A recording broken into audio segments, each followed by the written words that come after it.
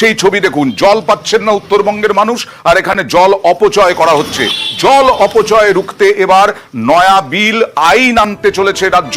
এই খাবার জল অপচয়ে কড়া রাজ্য। কথা বলবো প্রতিনিধি আবিরের সঙ্গে। আবির, কি পরিকল্পনা? আইন সেটা বাস্তবায়ন হবে কিভাবে? আইনটা কত কড়া হতে পারে, কিভাবে লাগু হবে, এই সব কিছু পরিকল্পনা হয়ে গেছে?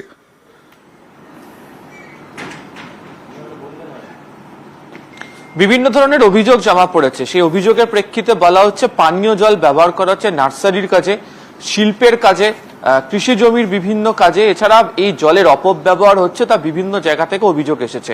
তাদের রিপোর্ট বলছে যে ভূগর্ভস্থ জল এবং ভূপৃষ্ঠস্থ জল অর্থাৎ সারফেস ওয়াটার, সেই দুটির ক্ষেত্রে যদি এই পরিস্থিতি চলতে থাকে তাহলে আগামী দিনে একটা বড় অংশ জুড়ে পানীয় জলের সংকট তৈরি হবে। আমাদের রাজ্যের একাধিক জায়গা রয়েছে সেখানে যে ওয়াটার লেভেল সেটা এতটাই নিচে, সেখান থেকে পানীয় জল তা দিয়ে সমস্যা মেটানোটা মাঝে মাঝে একটা দুর্বিষহ ব্যাপার হয়ে পড়ে।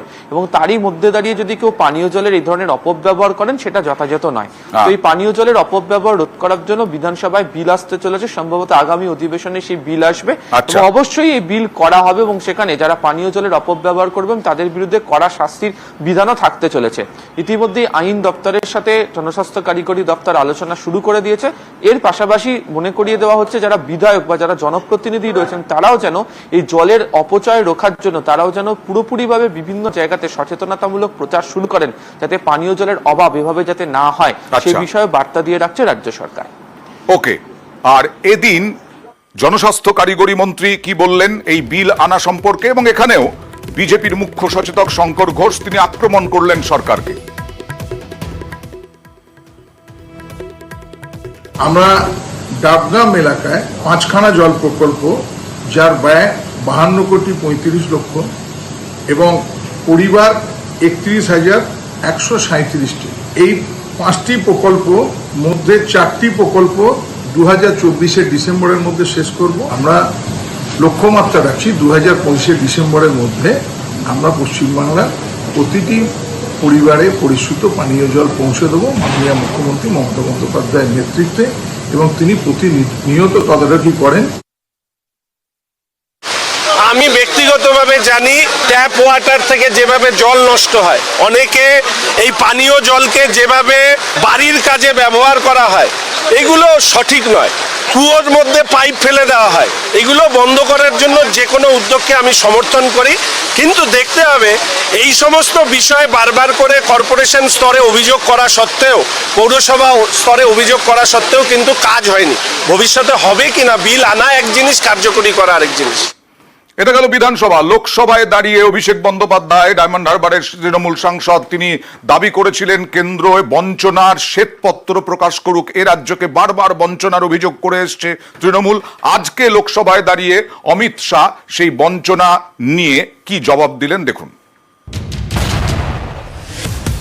मैं बस इतना कह रहा हूं कि 2021 में आपने बंगाल में हारने के बाद आपने मनरेगा के लिए बंगाल में कितना पैसा दिया, और आवास योजना में 2021-22, 22-23, 23-24 फाइनेंशियल वर्ष में आपने अगर साबित कर दिया व्हाइट पेपर रिलीज करके कि 10 पैसा दिया है, 10 पैसा। सर देखिए मैं व्हाइट पेपर मांग रहा हूं, ये चिल्ला रहे, अरे भैया व्हाइट पेपर दे दो, व्हाइट पेपर दे दो, कहानी खत्म। इनके पास कागज नहीं है और पूरा देश से कागज मांग रहा है सीए का नाम पे, ये बीजेपी है। हमने 6,244 करोड़ रुपया 14 से 24 तक बंगाल के अप्रूव किए हैं, और जिस प्रकार से इनके खर्च का हिसाब आता है इस हिसाब से रिलीज होते हैं। 4619 करोड़ रुपया हमने रीएम्बर्स कर दिया है, मगर वहां थोड़ा प्रॉब्लम है हिसाब भेजने में। अकाउंट देना पड़ता है तो सरकार है, कोई पॉलिटिकल पार्टी नहीं है ना। सरकार के कुछ रूल्स होते हैं, रेगुलेशन होते हैं, अकाउंटिंग सिस्टम होती है, एजी का ऑडिट होता है। हम किसी को नहीं मानेंगे तो थोड़ी तकलीफ आएगी, मगर धीरे धीरे आदत पड़ रही है, इंप्रूवमेंट आया है। इसीलिए 6244 में से 4619 करोड़ रुपया इनका रिलीज हो चुका है। লোকসভা রাজ্যসভা থেকে আবার বিধানসভায় চলে আসি। বিজেপিকে চাপে রাখতে চাইছে তৃণমূল, আর তাই মাঝে মধ্যেই যে বিজেপির একাংশ নেতা বারবার বঙ্গভঙ্গের কথা বলছেন, সেই বাংলা ভাগের বিরুদ্ধে প্রস্তাব আনা হচ্ছে সোমবার বিধানসভায়। এই আগামী সোমবার বিধানসভায় প্রস্তাব আনা হবে বাংলা ভাগের বিরুদ্ধে। দেখুন, যেহেতু বাংলা বারবার বিজেপিকে পরাস্ত করছে, প্রতিহিংসার বশবর্তী হয়ে তারা এই ধরনের প্রস্তাব আনছে এবং বাংলাকে ভাগে টুকরো টুকরো করার চক্রান্ত করছে। এই পশ্চিমবঙ্গ অবিভক্ত থাকবে, এই পশ্চিমবঙ্গে হিন্দুদের সুরক্ষিত এবং উত্তরবঙ্গের বঞ্চনা নিরসন, পাহাড় সুন্দরবন জঙ্গলমহলে উপযুক্ত কর্মসংস্থান এবং উন্নয়ন, এটাই আমাদের লক্ষ্য।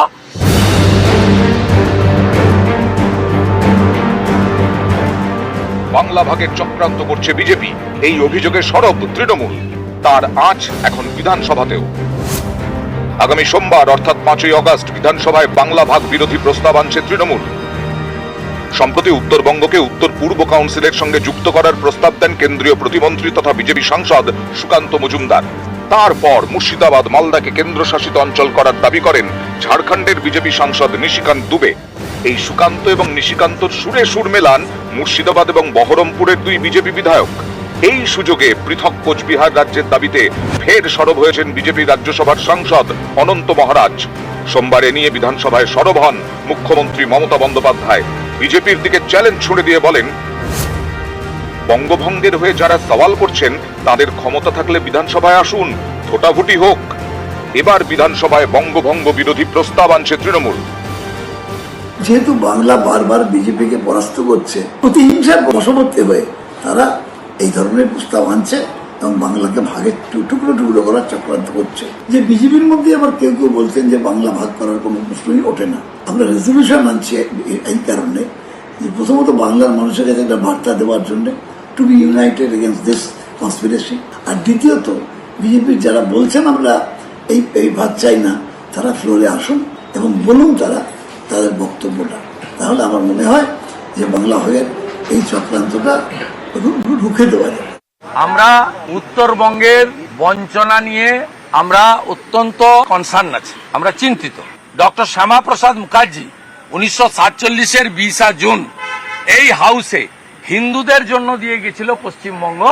এই পশ্চিমবঙ্গ অবিভক্ত থাকবে, এই পশ্চিমবঙ্গে হিন্দুদের সুরক্ষিত এবং উত্তরবঙ্গের বঞ্চনা নিরসন, পাহাড় সুন্দরবন জঙ্গলমহলে উপযুক্ত কর্মসংস্থান এবং উন্নয়ন, এটাই আমাদের লক্ষ্য।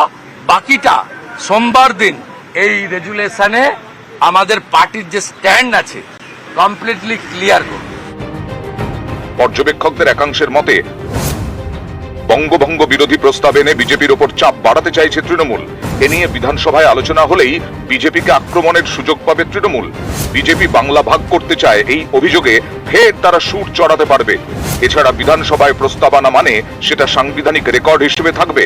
বাংলা ভাগ ইস্যুতে তৃণমূল সরকারের অবস্থানও স্পষ্ট হবে, যা রাজনৈতিক ইতিহাসে গুরুত্বপূর্ণ।